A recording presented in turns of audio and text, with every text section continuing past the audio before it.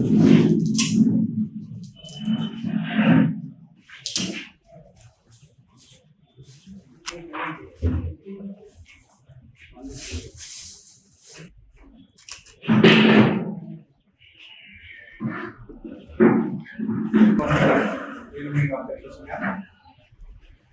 Press meet ముఖ్య ఉద్దేశం ఏంటంటే ప్రతి శ్రావణ మాసంలో వచ్చే పౌర్ణిమలు రాఖీ పౌర్ణిమ మనం అనుకుంటాం.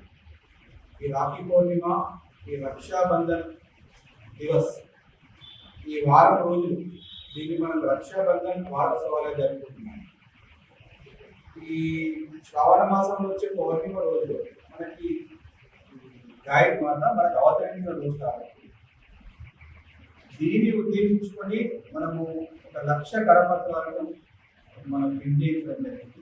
ఈ కరపత్రాలు అనేది 6వ తరగతి నుంచి 10వ తరగతి ప్రతి విద్యార్థికి చేరేటప్పుడు అంటే ఇది ఒక అవేర్నెస్ ప్రోగ్రామ్. అంటే ఇది ఒక ఈ రక్షాబంధన్ దాని యొక్క ప్రాముఖ్యత.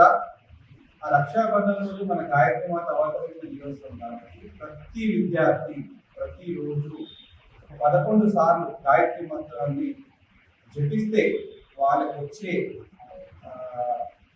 లాభాలు కానీ వాటికి వచ్చే అంటే జ్ఞాపకశక్తి పెరగడము, మంచి జరగడము, దాని గురించి ఇది ఈరోజు మనం ఈ కరపత్రం చేయడం జరిగింది.